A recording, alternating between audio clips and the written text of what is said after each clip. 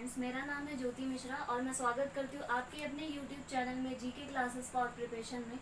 तो जैसा कि पिछली कक्षाओं में हमने पढ़ा था, नाद, कंपन और गूंज के आधार पर स्वरों का वर्गीकरण और व्यंजनों का वर्गीकरण किया था, जैसे कि अघोष, घोष। और उसके बाद हमने वायु के आधार पर स्वर व्यंजनों का वर्गीकरण किया था, जैसे कि अल्प प्राण और महाप्राण। ठीक है, तो अब आगे हम किस आधार पर करेंगे? आगे हम उच्चारण स्थान के आधार पर करेंगे। ठीक है, उच्चारण स्थान के आधार पर हमारे जो स्वर व्यंजनों का वर्गीकरण होता है कितने भेदों में होता है? 11 भेदों में होता है। तो उच्चारण स्थान के आधार पर उच्चारण स्थान के आधार पर हमारे होते हैं 11 भेद। ठीक है, तो उच्चारण हम कहाँ कहाँ से करते हैं? जहाँ जहाँ से हम उच्चारण करते हैं उन अवयव की बात हम करेंगे आज इस कक्षा में। ठीक है, तो आइए देखते हैं कि कौन से हैं वो भेद। तो पहला है हमारा एक हमारा है कंठ के आधार पर। ठीक है, ये पहला हमारा कंठ के आधार पर है। दूसरा हमारा तालु।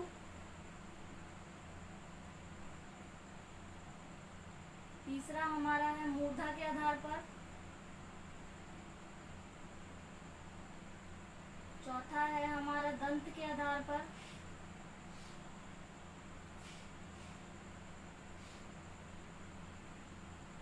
दंत के आधार पर। ठीक है, दंत के बाद पांचवा है हमारा ओष्ठ के आधार पर।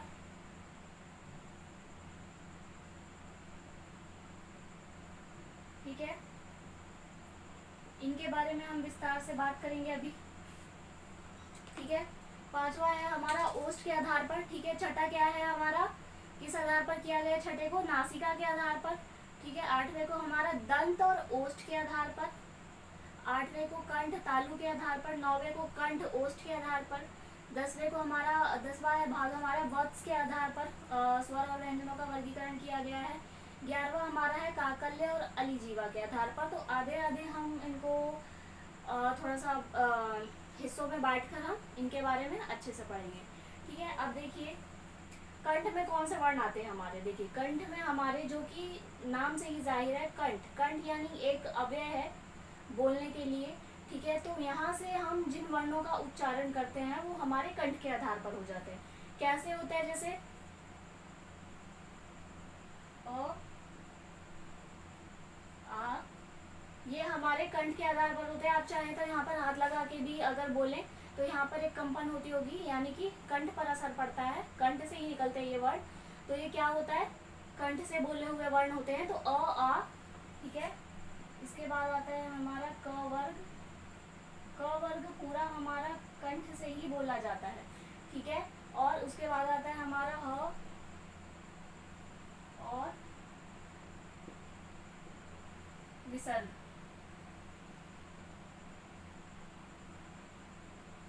विसर्ग आ जाता है, विसर्ग हम इसे कहते हैं। ठीक है, तो क्या आता है कंठ में हमारा? एक आ जाता है अ, आ, और एक आ जाता है क वर्ग, यानी कि क वर्ग में क, ख, ग, घ, अड़ा, ह और विसर्ग। तो ये सब क्या आते हैं? हमारे कंठ वाले भाग में आते हैं। ठीक है, हमेशा ध्यान रखेंगे इसको। अ, आ, कर वर्ग, अह और अह यानी विसर्ग हमारे कंठ में आते हैं। दूसरा हमारा है तालु। तालु के बारे में जानने से पहले ये जानना आवश्यक है कि तालु होता क्या है। आप देखेंगे कि आपके जो ऊपर के दांत है, ऊपर के दांत के आगे यहाँ पर आप छू के देखेंगे, इस एरिया में पूरा जो चिकना होता है वो हमारा तालु होता है। ठीक है, तालु यानी कि ऊपर दांत के ऊपर, मसूड़ों के आगे बीच में, ऊपर बिल्कुल बीचों बीच चिकनी जगह होती है, उसे हम तालु कहते हैं। वहीं से उच्चारण होने वाले अवयव के आधार पर इन वर्णों को तालु में डाला गया है, तालु वाले भाग में। तो कहा क्या बोले जाते हैं यहाँ पर? ई, छोटी ई, बड़ी ई, च, आपका च वर्ग आ जाएगा। ठीक है, छोटी ई, बड़ी ई। आपका च वर्ग आएगा और आएगा य और श आ जाएगा। ठीक है, तो ये आपके तालु वाले वर्ण है। छोटी ई देखिए यहाँ पर आया था अ आ के बाद ई। इसको आप चाहें तो क्रम से याद कर सकते हैं। ठीक है, आ के बाद आया आपका ई, क वर्ग के बाद कौन सा आता है, च वर्ग प्लस य और श। ये हो गया आपका तालु अव्यय किसे बोले जाने वाले वर्ण। ठीक है, अब हम बात करेंगे मूर्धा।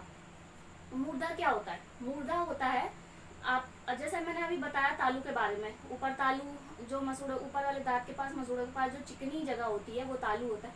अब तालु के थोड़ा सा आगे आ जाइए, यानी कि ये वाले दांत के जस्ट ऊपर देखिए। ठीक है, आप चाहें तो उसको महसूस कर सकते हैं। तालु के आगे एक खुरदरी जगह होगी। ठीक है, वो क्या होता है, उसे ही मूर्धा कहते हैं। यानी कि तालु चिकनी होती है, तालु से आगे आप छूकर देखेंगे तो एक खुरदरी सी जगह होती है, उसे मूर्धा कहते हैं। वहां से उच्चारण होने वाले वर्णों को हम मूर्धा कहते हैं। ठीक है, तो अब मूर्धा में कौन कौन से आते हैं? री से ऋषि आ जाता है। ठीक है, च के वर्ग के बाद कौन सा वर्ग आता है? ट वर्ग, ट ठ ड ढ अड़े। ठीक है, ट वर्ग आता है। ट वर्ग के बाद क्या आता है इसमें? र आता है और स आता है। ठीक है, तो ये वो वर्ण है जो मूर्धा से बोले जाते हैं। ठीक है, मूर्धा की वहां से बोले जाने वर्णों को क्या कहते हैं? मूर्धा अव्यय है, जहां से वर्णों का उच्चारण होता है, तो उनको क्या कहते हैं? मूर्धा कहते हैं। अब इसके बाद हमारा आता है दंत। दंत यानी दांत की मदद से, दांत की सहायता से बोले जाने वाले वर्ण। तो कौन सा होता है? आपका त वर्ग होता है, ल और स होता है। त वर्ग त थ द ध न। ठीक है, ल और स ये वर्ग होते हैं आपके किससे? दंत से बोले जाने वाले। ठीक है, दंत से बोले जाने वाले अव्यय होते हैं। अगला है हमारा ओष्ठ। ओष्ठ नाम से ही जाहिर है, जो जो देखिए यहाँ पर जो जो आपको नाम आएंगे वहीं से ये वर्णों का उच्चारण होता है। ठीक है, तो बिल्कुल भी कंफ्यूज नहीं होना है, बहुत ज्यादा इजी है। ओष्ठ यानी कि ओठ की सहायता से बोले जाने वाले हमारे वर्ण कौन से हैं? अब देखिए, ओठ की सहायता से बोले जाने वाले उ, उ, और एक बार आप खुद गैस कीजिए बोलकर कौन से हो सकते हैं। हमारे स्वरों में से तो उ आ गए, और हमारे व्यंजनों में से कौन सा वर्ग आएगा? प वर्ग आएगा। ठीक है, प वर्ग बहुत ही इजी है। प वर्ग बोल के देख लीजिए आप, बिना ओठों की सहायता के ये वर्ग नहीं बोला जा सकता। प फ ब भ म। ठीक है, तो अब हो गया हमारा, ये हमने 5 यहाँ पर दिखा दिए हैं। बाकी अगला आपको इसी के आधार पर आगे किया जाएगा। आप चाहें तो इसका स्क्रीनशॉट ले सकते हैं। बाकी हम आगे का देखते हैं।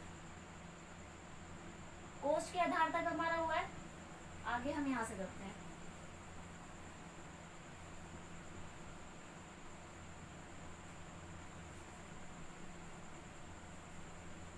बाकी मैं लिख देती हूँ, इसके बाद भी आपको कोई यदि परेशानी वगैरह आती है तो आप कमेंट कर सकते हैं, कंफ्यूजन होती है तो आप पूछ सकते हैं। ठीक है, तो हमारा छठा है ओष्ठ के बाद हमारा जो छठा भेद है वो है नासिक्य।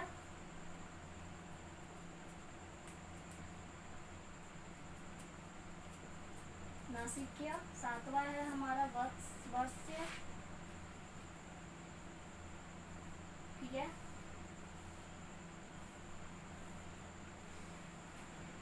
सातवां हमारा है वत्स्य, और आठवां है हमारा कंठ और तालु। कंठ तालु। नौवां है हमारा कंठ ओष्ठ।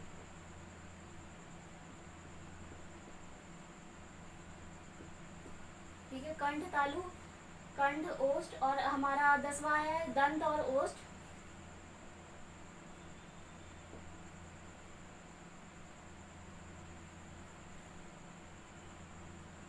दंत ओष्ठ, और 11वां है हमारा काकल्य अलिजीवा।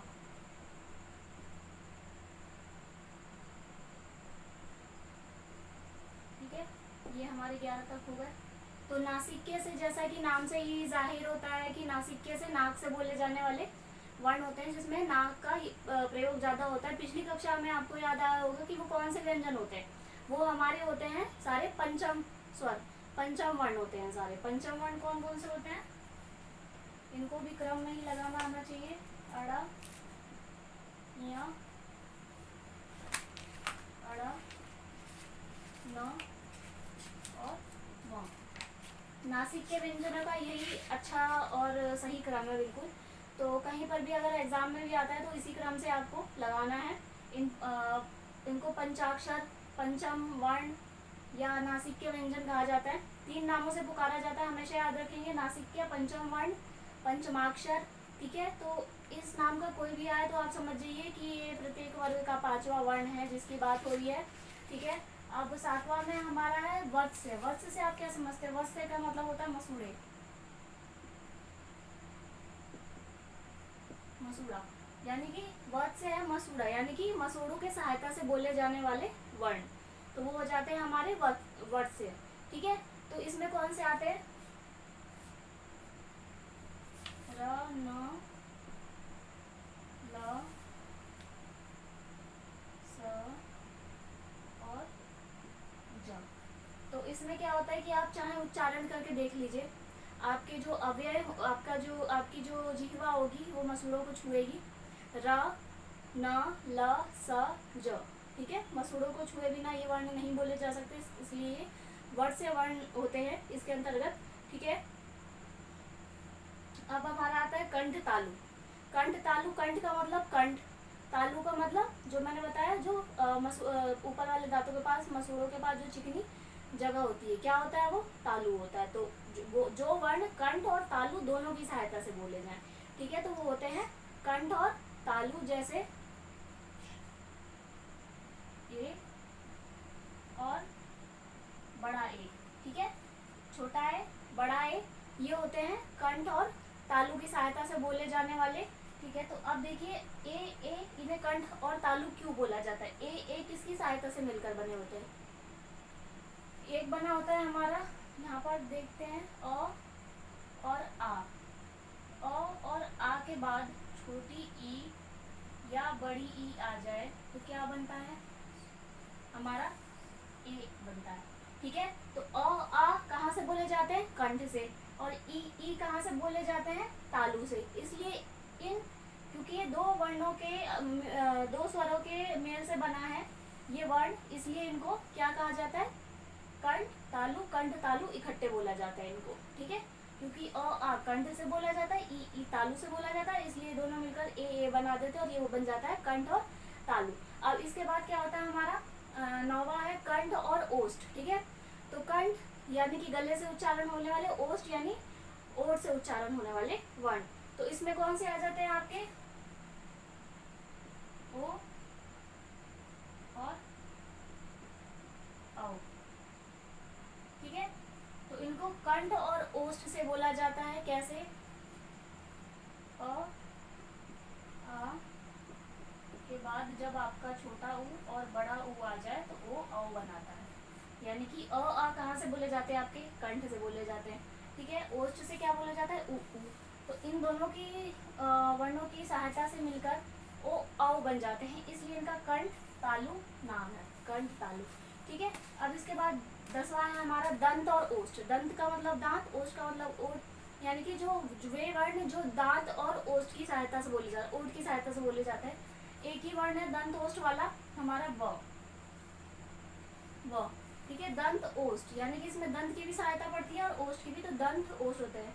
ठीक है, आपने पढ़ा था कि य व जो होते हैं अर्ध स्वर होते हैं, क्योंकि इनको बोलने में कोई जीवा को ज्यादा कोई वो बहुत मेहनत नहीं करनी पड़ती, इजीली बोले जाते हैं, जैसे कि स्वर बोले जाते हैं। ठीक है, तो इस वजह से व दंत ओष्ठ है। काकल्य अलिजीवा वाला वर्ण है हमारा ह।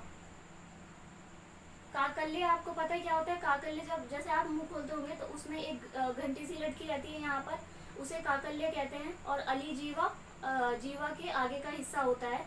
ठीक है, तो इसकी सहायता से, काकल्य और अलिजीवा की सहायता से जो ह बोला जाता है वो हमारे 11वें भाग में आता है। ठीक है, ह हमारा, जैसे ये ये कहाँ कहाँ से बोला जाता है, कंठ, कंठ से बोला जाता है, ठीक है, और काकल्य से बोला जाता है, और अलिजीवा से बोला जाता है, ठीक है। तो 3 जगहों की मदद से ये ह बोला जाता है। तो ये आपकी 11 भेद है, आप चाहे तो स्क्रीनशॉट ले सकते हैं 11 भेदों का। अब आगे हम बात करेंगे, एक होता है र। र को चार, वैसे र के 4 प्रकार होते हैं, उन चारों प्रकार के बारे में हम बात करेंगे, ठीक है। ये आपको क्लियर हो गया होगा, अगर आपको कोई परेशानी हो तो आप कमेंट कर सकते हैं।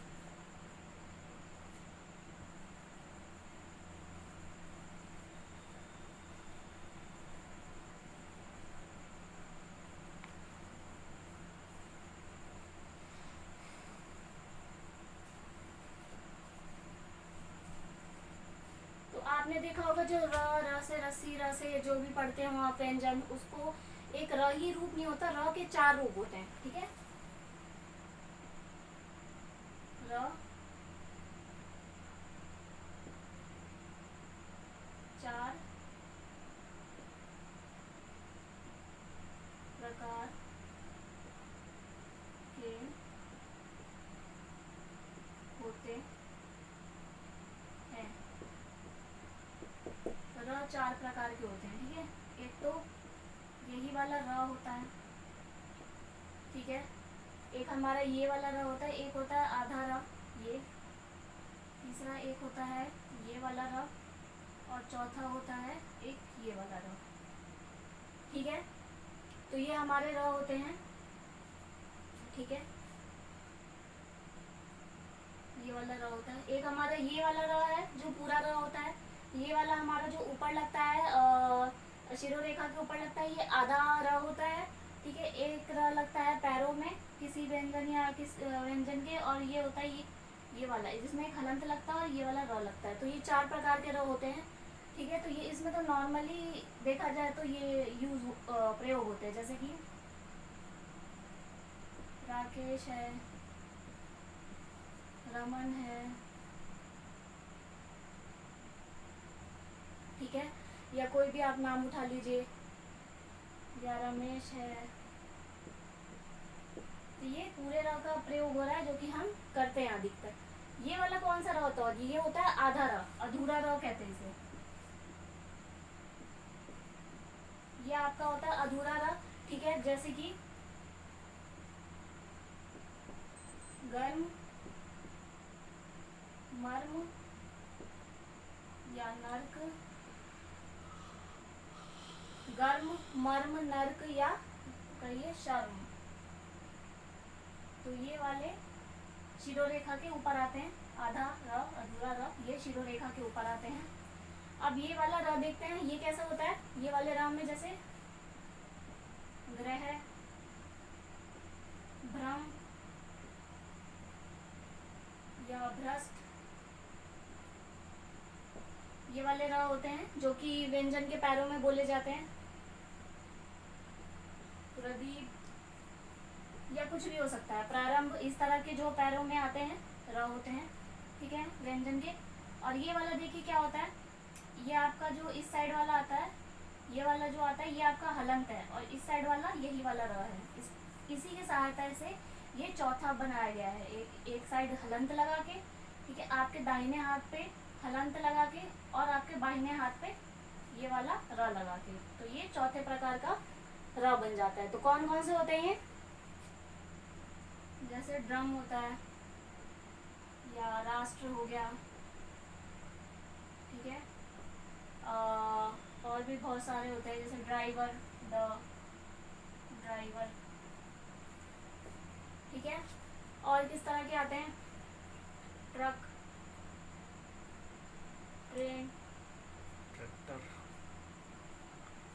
या ट्रैक्टर, या अधिकतर ऐसे जो वर्ण आते हैं इस तरह के। देखिए क्या होता है कि जो ट वर्ग होता है, जिनकी नीचे की जो संरचना होती है, जैसे ट ऐसे करके है गोल, ठ, ड या ढ, ट वर्ग के जो वर्ण आते हैं सब नीचे से कैसे हैं, गोल है, ठीक है। तो इनके लिए स्पेशली, इनके लिए विशेष तौर पर ये इस तरह का र बनाया गया है, क्योंकि आप देखिए ऐसे नहीं लगा सकते, आप ऐसे नहीं लगा सकते, तो इस तरीके से इसमें दिक्कत आती है। तो इनके साथ अगर र का प्रयोग करना है तो इनके लिए चौथे र का प्रयोग होता है, एक तरफ हलंत लगा के, क्योंकि आप बोल के देखिए ड्रम, तो ये पहले आधा होता है, हलंत लग के पहले आधा होता है, फिर ये वाला र आता है ड्रम, ठीक है, राष्ट्र, ड्राइवर, ठीक है। तो इस तरह से खासकर इनके लिए इस वाले र का प्रयोग किया गया है, ठीक है। तो आज के लिए इतना ही। अगली कक्षा में हम पढ़ेंगे, संधि के बारे में पढ़ेंगे, ठीक है। तो आपने इस चैनल को लाइक, सब्सक्राइब, कमेंट करना ना भूलें, शेयर भी ज़रूर करें, ठीक है। आज के लिए इतना ही, धन्यवाद।